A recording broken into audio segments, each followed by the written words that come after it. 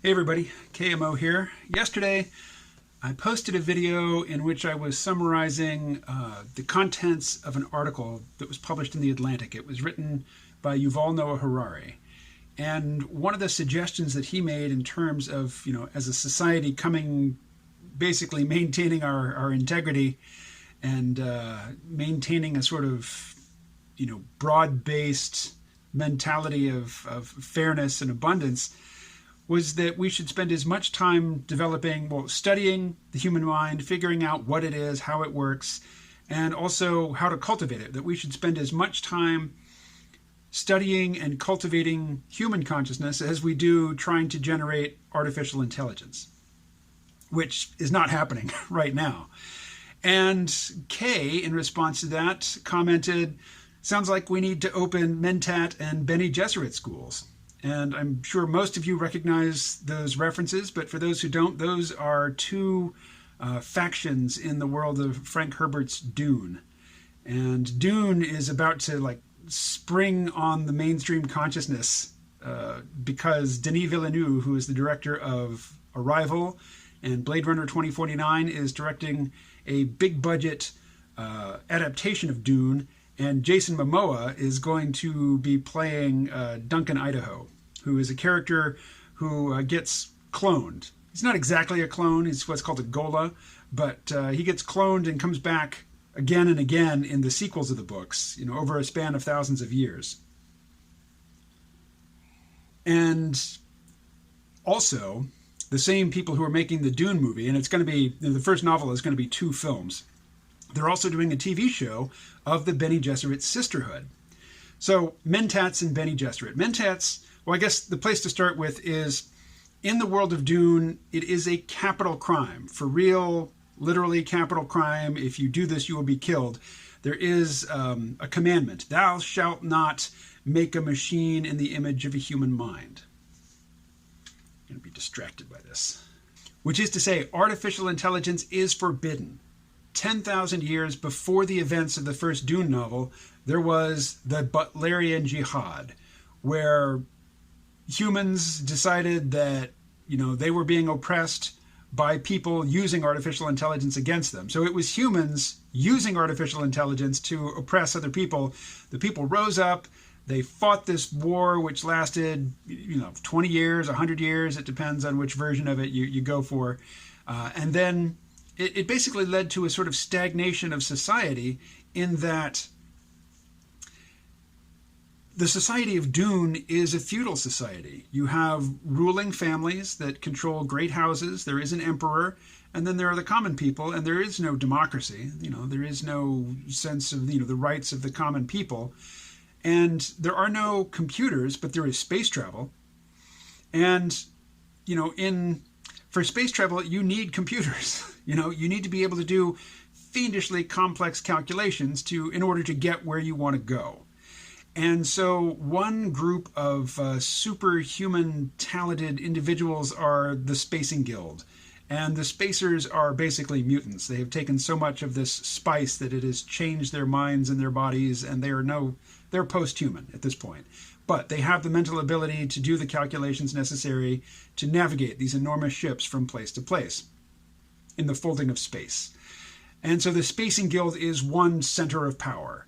Another center of power is, the Emperor and the various houses, which I think are called the Lancerod.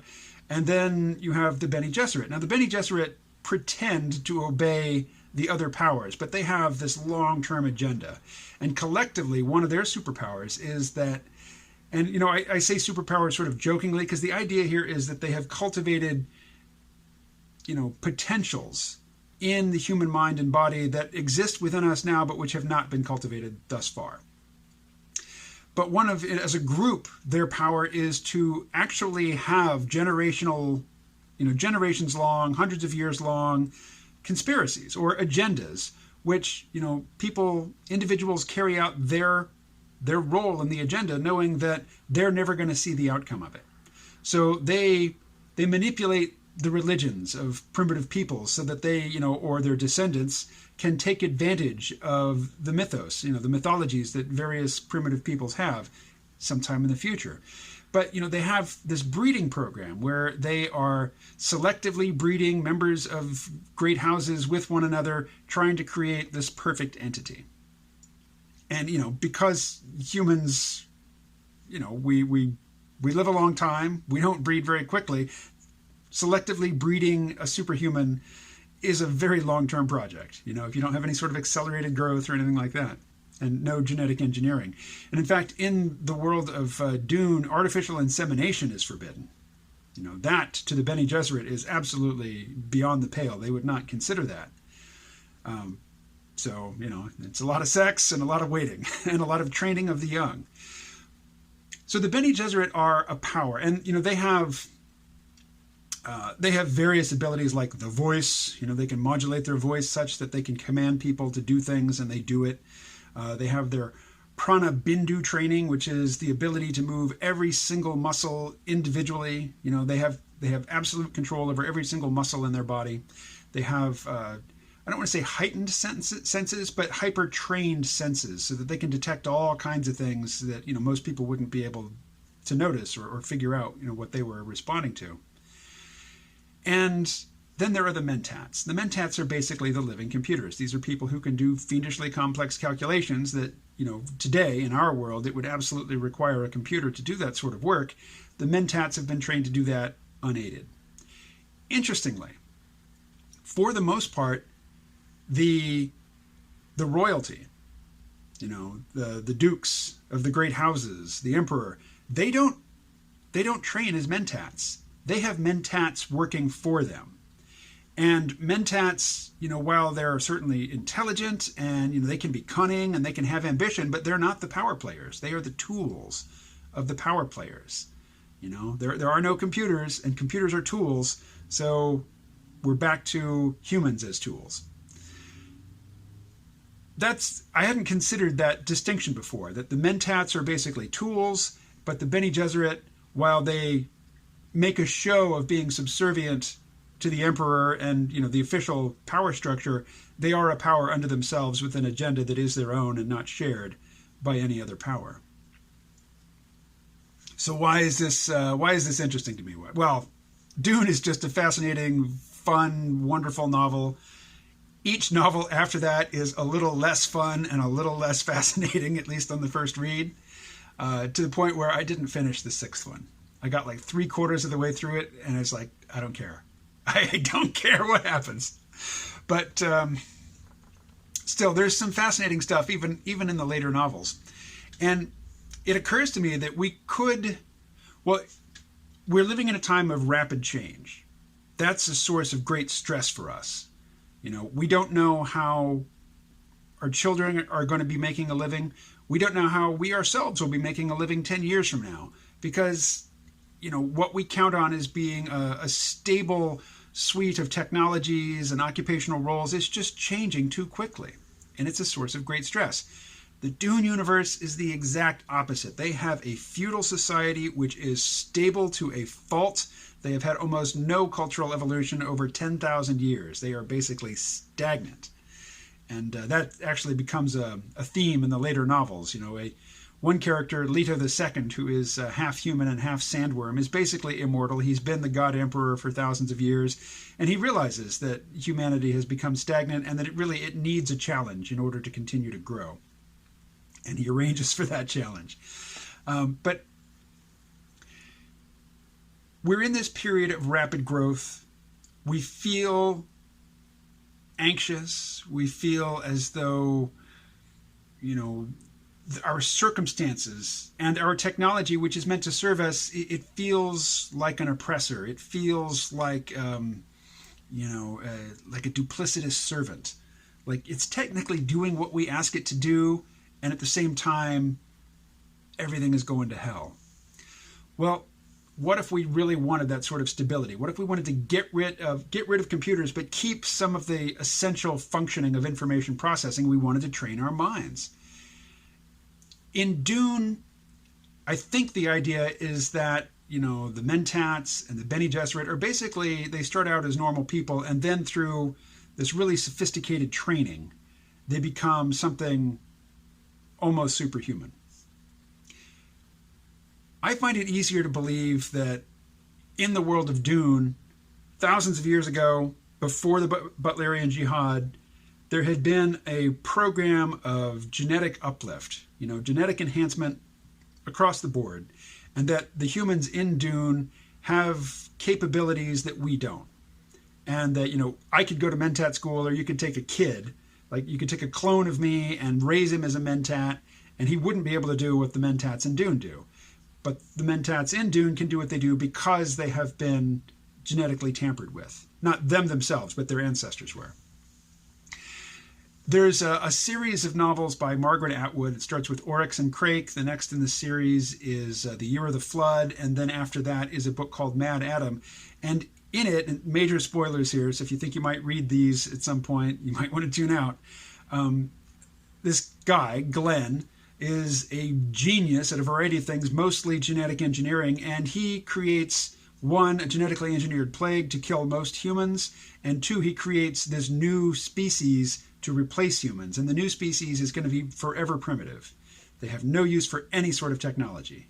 I don't remember if they use fire, but they certainly, have no use for electricity or motorized, machinery or anything like that. The Quakers are meant to be, one, in harmony with the environment. Two, they are supposed to lack all of the social vices that we have, like, religion and the will to power and things like that. And, they have no ambition to do anything more than just live the way they've been designed to live. But they are the products of advanced technology, of advanced information technology, probably some artificial intelligence, although I don't remember if Margaret Atwood goes into that. Certainly they are the products of biotechnology. They wouldn't have evolved naturally. They wouldn't have come about without, this grand project by Crake to create them. But once they are created, they can live a technology-free life. Perhaps an idyllic situation for us would be to genetically modify ourselves and our descendants in such a way that we can do all manner of amazing things without technology. So that we don't need fossil fuels, that we don't need the internet, we don't need all the stuff that we think we need right now. Now, I realize that we're animals, we evolved in this biosphere, and as animal organisms, we certainly can survive without all technology. We can be naked hunter-gatherers and live, lives of great discomfort, but possibly also lives of awe and spirituality and, profound levels of community and interdependence. But I wouldn't trade our current situation for that, because I forget who said it, but toothache is half of all human misery. Boy, I certainly wouldn't want to return to some sort of primitive existence with the current teeth that humans have, because these are little pain factories, little bombs of intense pain just waiting to go off. And it would suck to live without dentistry. I remember when the movie Avatar came out, somebody on a Singularity forum somewhere was saying that clearly, the moon of Pandora and the Na'vi, the tall blue people with the ponytails and the tails, by which they can interface with other animals on the planet and share their senses and stuff.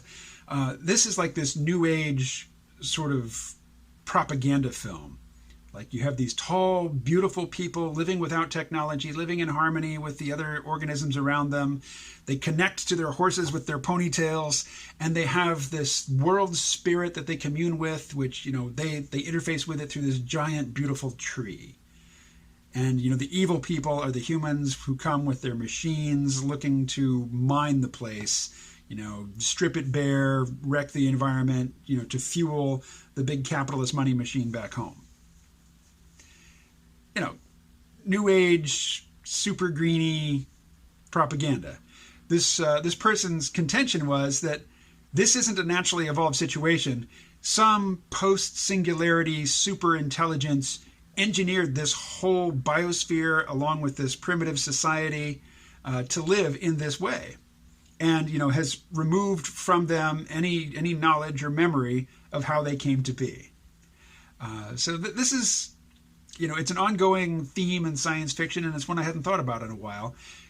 What if we wanted to take the information that we have, the knowledge that we have, the power that we have in the moment, which clearly is unsustainable.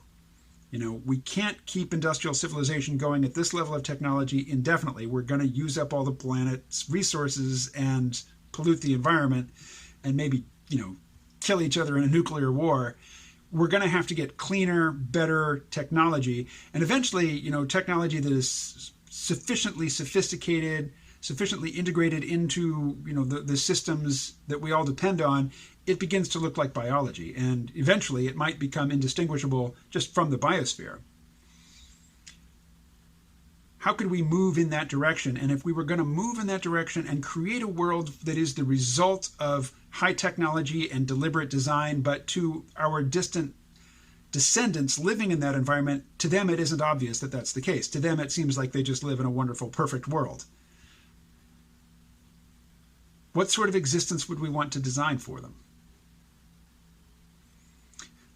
I personally would like to live in a world that is built like a giant pilgrimage, in that there are villages that are stationed along these clearly marked roads that only pedestrians and things like ox carts are allowed on. There's no fast transit, and you can walk across a continent, walking 3 or 4 miles a day, going from one inn or village or something to the next. And maybe, you get to a village and you stay for a couple of days and you do a little work, you make yourself useful, but you don't get paid for it. You're just doing it because it needs doing, and you enjoy doing it, and you enjoy interacting with new people. And maybe you travel with a group of people who are, really tight. You're really tight with these people, but you're always meeting new people, and you go to places and they have great festivals and dances and stuff, and all manner of just really psychedelic, ecstatic experiences, in a communal setting. But no technology, no obvious technology, no gray, dirty, polluting, technology that spoils its nest. But really, technology is so sophisticated, it just seems like life. It just seems like nature. That's a world I'd like to live in. I don't ever expect to, but, I'd like to cultivate the ability to lucid dream and inhabit spaces like that, at least during part of my, nighttime hours, my slumbering hours. That's a lifelong project. Haven't made much progress recently. All right. Lots of stuff in there. 18 minutes. Didn't mean to go on that long. I will talk to you again tomorrow.